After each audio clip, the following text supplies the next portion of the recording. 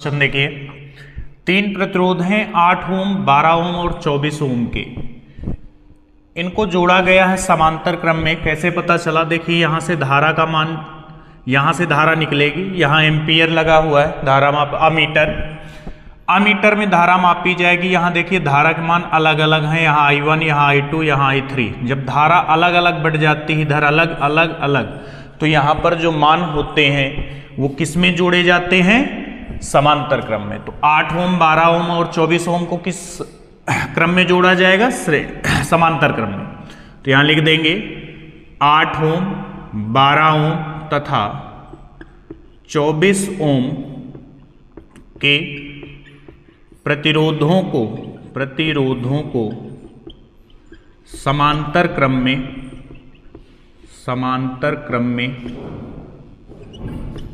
जोड़ा जाएगा, समांतर क्रम में जोड़ा जाएगा। क्यों जोड़ा जाएगा समांतर क्रम में? क्योंकि इनमें धारा का मान अलग अलग है। तो यहां से लिख देंगे 1/R बराबर 1/R1 plus 1/R2 plus 1/R3। तो यहां से 1/R बराबर R1 कितना है? 8, 12, 24। तो यहां लिख देंगे 1/8, 1/12, 1/24। तो 1/R बराबर कितना आ जाएगा? इनका लासा 24। 8 3 का 24, 12 दूनी 24, 24 एकन्नम 24, 3 2 5, 5 1 6। तो 1/R बराबर 6/24, 6 चौको 24। इसको पलट दीजिए तो R बराबर कितना आ जाएगा? 4। ये आ गया R। तो प्रत्येक प्रतिरोध में धारा तो तब निकाल पाएंगे जब हमें संपूर्ण धारा का मान पता हो। तो हम पहले संपूर्ण धारा निकाल लेते हैं। तो यहां लिखेंगे संपूर्ण धारा। तो ये क्या होगी? I बराबर V/R। V कितना है? V आपका 8 वोल्ट था। कितना था? 8। R कितना है? 4। तो 4 दूनी 8, 2 एम्पियर। अब देखिए हमें जहां ये परिपथ R1 वाला है, ये R1, ये R2, R3, तो यहां लिखेंगे R1 में धारा, तीनों परिपथ में धारा क्या होगी? अलग अलग। यहां अलग जाएगी, यहां अलग, यहां अलग। यहां कुछ और धारा का मान होगा, यहां कुछ और होगा, यहां कुछ और। लेकिन जब यहां तीनों यहां आ जाएंगे तो धारा फिर से वही सेम हो जाएगी। यानी अगर हम कहना चाहें जितनी धारा यहां, जैसे यहां कितनी 2 एम्पियर की बह रही है, तो 2 एम्पियर में से कुछ भाग यहां होगा, कुछ यहां होगा, कुछ यहां होगा। लेकिन जब यहां से निकलने के बाद ये यहां पर आएंगे तो दोनों का, यहां जितना 2 एम्पियर था यहां भी 2 एम्पियर हो जाना चाहिए। I1, I2 और I3 को जोड़ने से कितना आना चाहिए? 2। तो R1 में धारा कितनी हो जाएगी? I बराबर V/R1। V कितना है? V आपका था 8। R1 कितना है? R1 भी 8। V का मतलब वोल्ट, कितने वोल्ट की थी? 8।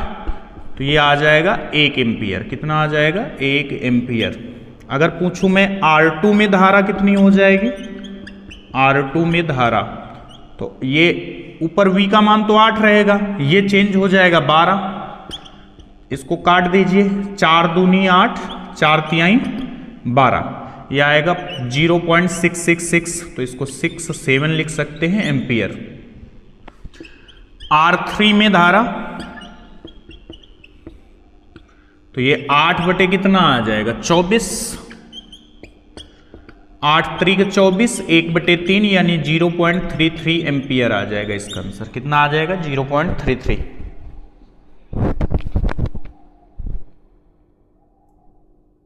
देखिए पहला क्वेश्चन इसका क्या है?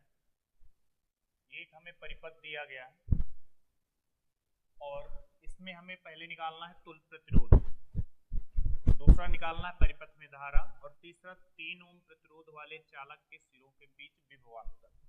देखिए 6 नंबर का क्वेश्चन, 2 2 4 2 6। इसे ढंग से सुनेंगे। हमेशा धारा जो बहती हो प्लस से माइनस, तो इधर से बहना चालू होगी, यहां आएगी धारा, फिर यहां से ऐसे जाएगी। तो हम क्या करते हैं कि ये पता है इनमें धारा अलग अलग, यहां आएगी तो धारा, एक धारा इधर चली जाएगी, एक धारा इधर। जब धारा का मान अलग अलग हो तो उन्हें किस क्रम में जोड़ा जाता था? दोनों को हम समांतर क्रम में जोड़ते थे। तो यहां मान लिया ये R1 है, ये R2 है, ठीक है। यहां मान लिया R1 बराबर 2 ओम, ना मानेंगे तब भी आंसर आ जाए, मानने से आपको फायदा है। फायदा ये है कि आप जब इनको R1 R2 मान लेंगे तो लिखने में अच्छा लगेगा। R1 बराबर 2 ओम, R2 बराबर 2 ओम, R3 को आप मान लीजिए 1 ओम, R4 को मान लीजिए 3। ओके, अब यहां लिखेंगे R1 तथा R2 कौन से क्रम में? समांतर क्रम में। R1 तथा R2 समांतर क्रम में जोड़े जाएंगे, ऐसे लिखिए, समांतर क्रम में जोड़े जाएंगे। ज्यादा लिखना हो तो ये भी लिख देना, क्योंकि धारा का मान अलग अलग है, और जब धारा का मान अलग अलग होता है तो उनको किस क्रम में जोड़ते हैं? समांतर।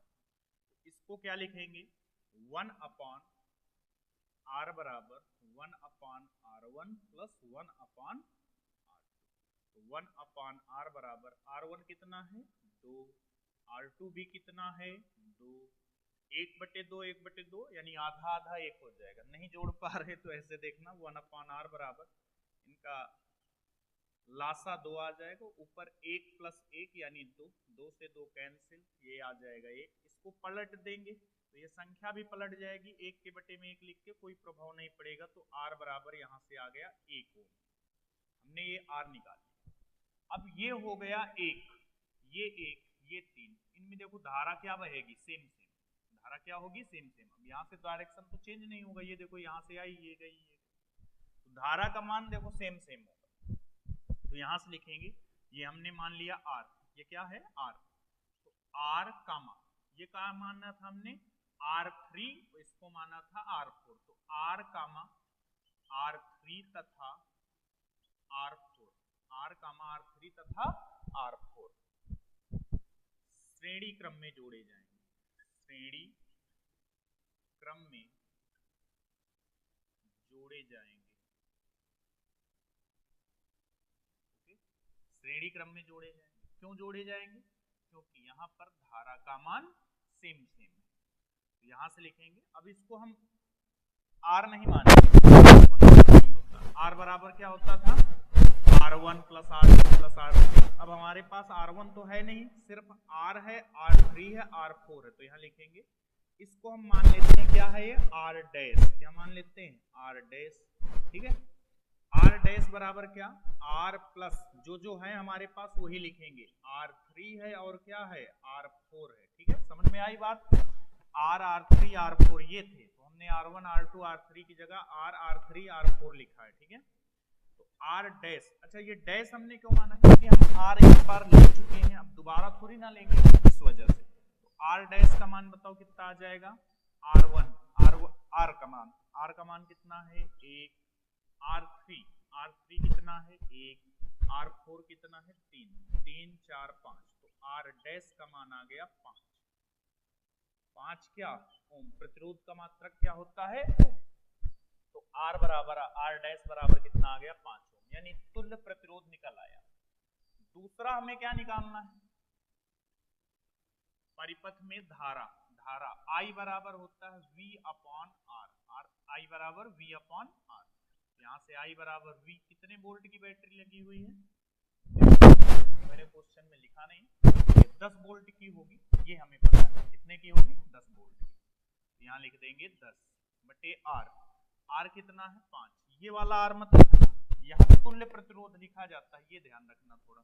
यहाँ लिख देंगे I बराबर 5 दूनी 10, यानी I कितना आ जाएगा आपका? 2 एम्पियर। मात्रक लिखना ना भूलें, I बराबर। तो ये देखो इतना छोटा सा करना पड़ा, 2 नंबर मिल गए।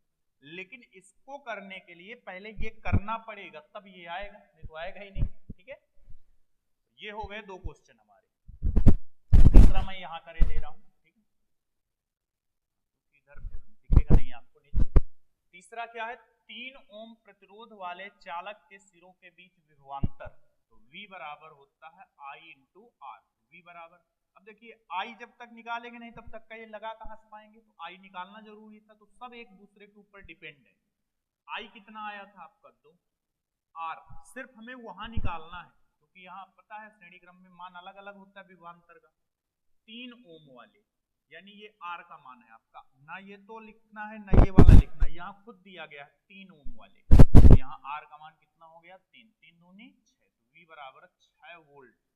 देखो ये मात्रक भी याद रखना, विभवांतर वोल्ट, धारा एम्पियर, ये ओम, ओम वोल्ट एम्पियर, धारा का मान धारा का मात्रक एम्पियर, विभवांतर वोल्ट, प्रतिरोध ओम। ठीक है,